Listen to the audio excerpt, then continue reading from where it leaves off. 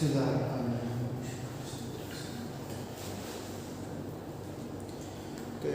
Today we are going to have our lesson about the consumer equilibrium. In our previous two lessons, we were talking about budget line and indifference curve. And what is budget line? That was showing us the consumer's affordability within given income and the prices of the two goods in the market. How much he can afford within his income and the market prices of two goods X and Y. But budget line was not telling us anything about the consumer choices or consumer preferences. In order to study the consumer preferences, I explained you the indifference curve. And indifference curve is actually what? That shows the consumer choices and consumer preferences, and along one indifference curve we find that the utility level of the consumer, total satisfaction will remain same. Okay. Now budget line is one tool which shows the affordability, whereas the indifference curve will show us the satisfaction level according to consumer preferences. So where will be the consumer equilibrium? I am going to write down consumer will be in equilibrium, or his total utility will be maximized when his budget line is making a tangency condition with the highest attainable indifference curve. Understand? When this budget line is making a tangency condition. Tangent, do you know what is meant by tangent? Tangent is actually drawn with the circular diagram. If you want to measure the slope of anything, any graph which is non-linear, then you have to draw a tangent which touches the circle from a single point. So here you see this budget line is making a tangency condition. There are so many indifference curves available with the consumer. I said there is a map of indifference curve. Some are below this budget line, some are above it. But where consumer satisfaction will be maximized within given income and the prices of the two goods X and Y. This bundle where you can see this is the optimum consumption bundle.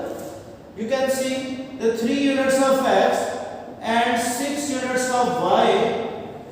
This is again a bundle where utility of the consumer is maximized within his given income. So this is the optimum bundle. Optimization means where he is optimizing. He is able or she is able to maximize total utility within given income and the prices of the two goods. Clear, Anush? So can I say at this tangency condition of budget line and indifference curve, the slope of indifference curve is equal to the slope of budget line. Clear? We studied budget line and indifference curve individually, and their slopes are also written, like change in y due to change in x is equal to slope of indifference curve should equal to slope of budget line. Now what is the slope of indifference curve? If you remember, yesterday we were writing it minus marginal utility of x over marginal utility of y should equal to minus price of x over price of y. Do you remember these slopes? Budget line slope can be found by the relative price ratios, and the indifference curve slope is the relative marginal utility ratio. So you see this minus sign is on the both sides of the equation, that is cancelled out. Now the same conclusion, if you remember, we studied law of equimarginality and we reached to the same conclusion that the marginality ratio should equal to the price ratio in that approach, and we were measuring utility in terms of numbers in that approach. But here we did not measure utility in terms of numbers, but the same conclusion is reached. Marginal utility ratio is again equal to their price ratios. Now can I cross multiply these things? Marginal utility of X over price of X should equal to marginal utility of Y over price of Y. This is the same result. You can see each dollar spent on X and Y will give the consumer equal marginal utility. But here utility is not measured in terms of numbers. This is the consumer preference which can be shown by indifference curve. Clear or not? So we find over here that at tangency condition, this bundle where we find 3 units of X and 6 units of Y, they are going to see us that at this bundle the consumer's total utility is maximized within given income and the prices of two goods X and Y. So at this tangency condition, the slopes of the two like indifference curve and slope of budget line, they are equated. And what is the slope of indifference curve? That is the marginal utility ratio should equal to their price ratio. And we can cross multiply them, that the marginal utility of X over price of X should equal to marginal utility of Y over price of Y. Alright? Is it clear or not? So this is the point of consumer equilibrium by using ordinal approach. Which approach we adopted now? Ordinal, where utility cannot be measured in terms of numbers, rather we rank the goods according to the consumer satisfaction. How do we rank the goods? According to the consumer satisfaction or preferences. Consumer preferences they are ranked, and the consumer's budget line and indifference curves, they are going to make a tangency condition to reach the consumer equilibrium. Forward my point or not? Now I want to give you another thing related to this approach, that is how to derive the demand curve from this approach. In cardinal approach we were saying that when marginal utility was more than the price paid by the consumer was enjoying a surplus, he was buying more quantity. If you remember, in cardinal approach we were writing like this, marginal utility and price, like this is the marginal utility curve which is also showing us the demand. If this is the price and for the first unit marginal utility is higher than the price, so consumer will buy an extra unit. And after this equilibrium point, what is happening? Price will be higher than marginal utility. Consumer will decrease the consumption. This is also called, yesterday I was answering one of the questions that is called, this is called Marshallian demand. Actually, the utility approach which we studied earlier, that was given by Alfred Marshall. So according to that approach, we can derive the demand curve from marginal utility approach.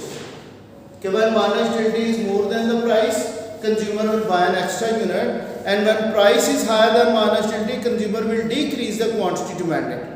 So if we draw the demand curve, this will be a downward sloping, which is a part of marginal utility line. Now how to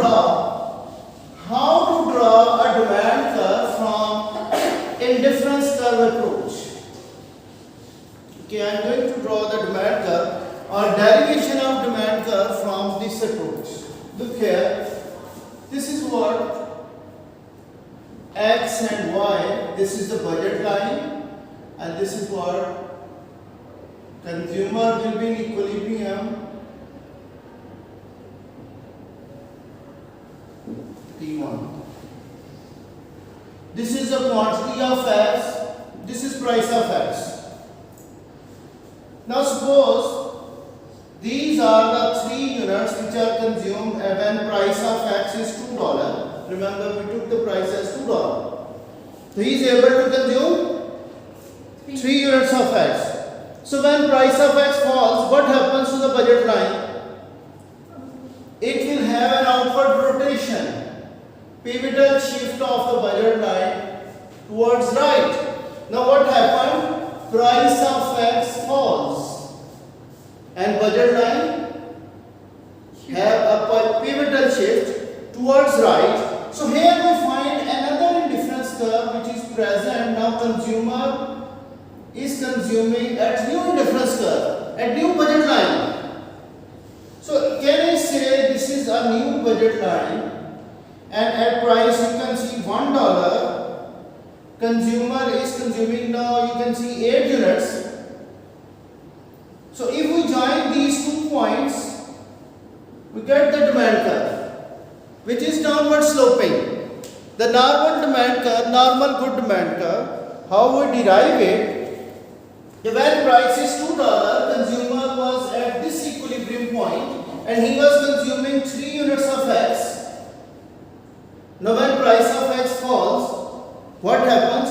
Budget line will rotate outward, or there is a pivotal rightward shift of the budget line. And what happens? Consumer will consume at a new difference curve, because there are so many difference curves which are available to the consumer. There is a map of indifference curve. So here he is making a tangency condition with a new indifference curve.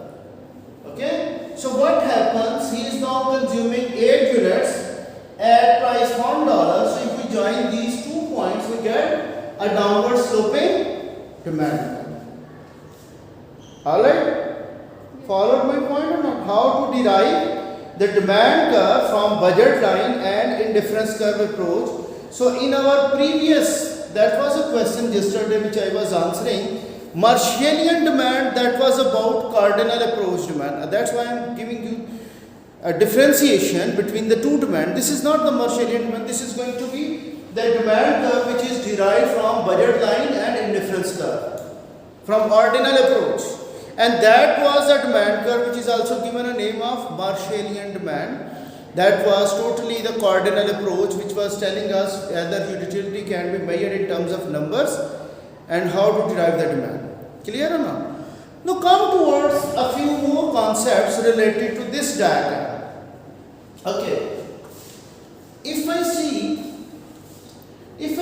what is happening, if price is decreasing further, what is happening? This budget line will further going out.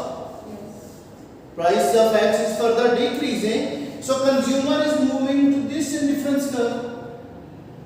At this point, this is in equilibrium 3. Clear?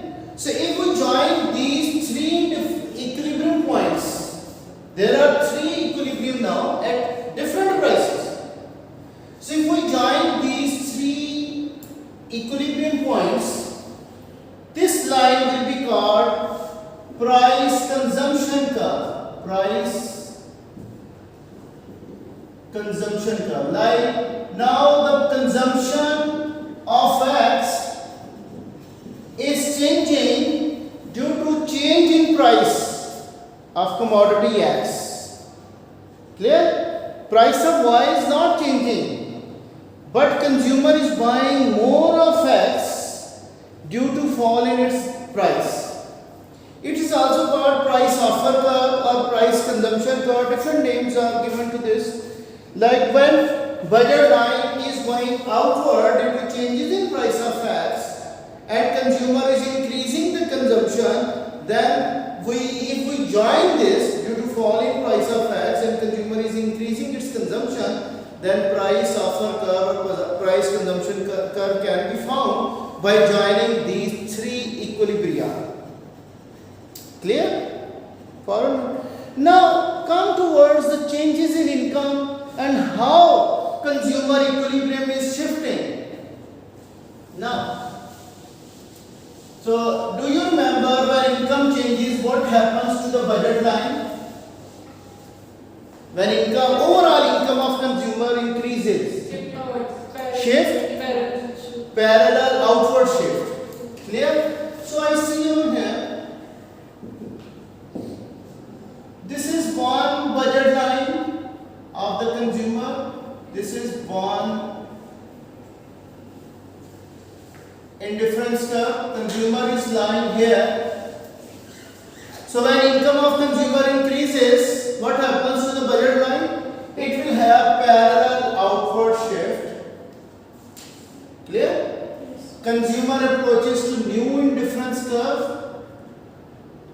If further income increases, there is again parallel outward shift, and consumer is approaching along a new indifference curve. This is equilibrium 2, this is equilibrium 3.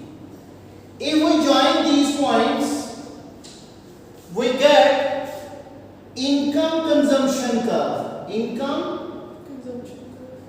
consumption curve. You can write it ICC or sometimes it is YCC because income can be denoted by Y. So what is a normal good actually?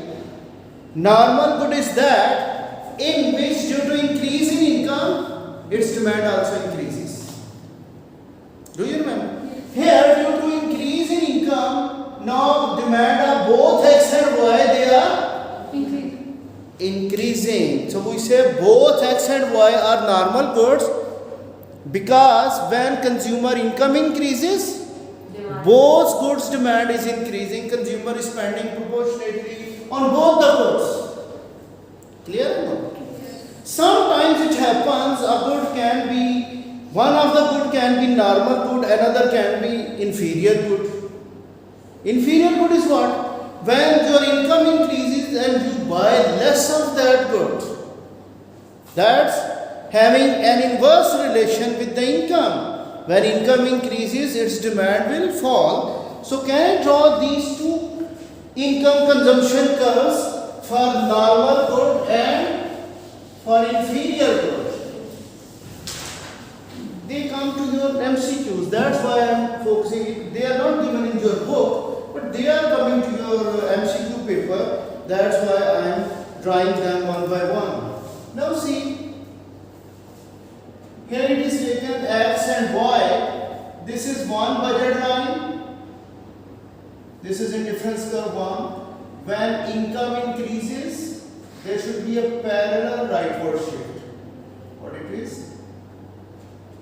Parallel rightward shift. Now, consumer is moving to this point.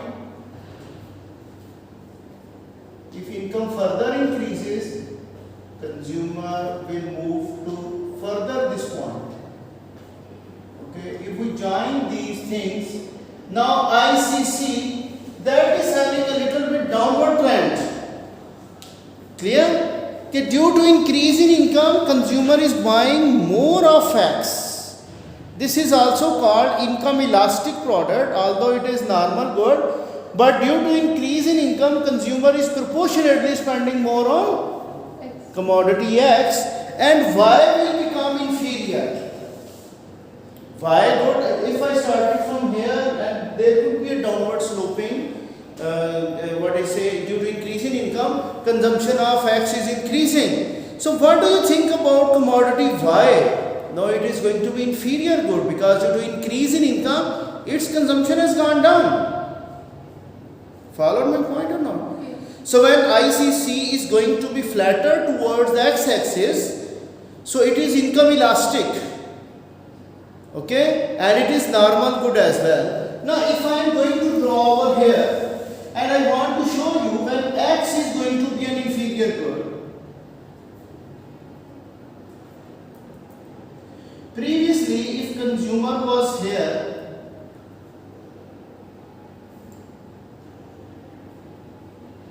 this is in equilibrium point 1. So now consumer moves to this point. What is happening now? Due to increase in income of the consumer, he increases Y but decreases consumption of X. So X is now inferior. If we join these points, now ICC is backward. It is going to have backward slope. So can I see that when we join these two equilibriums, we find that now it is showing us that X is an inferior good. So now X is inferior and here X is normal good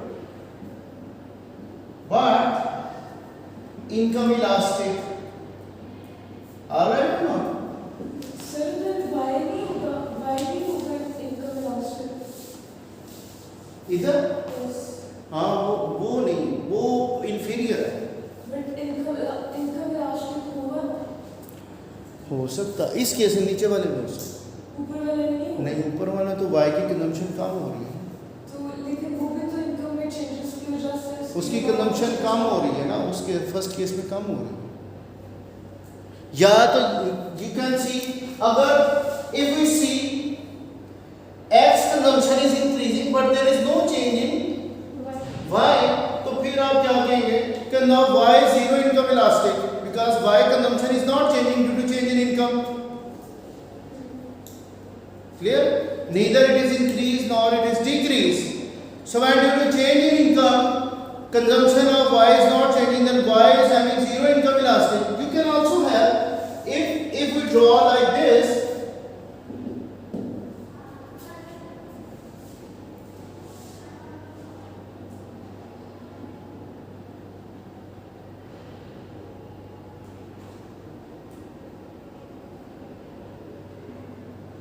now see, x consumption does not change due to change in income.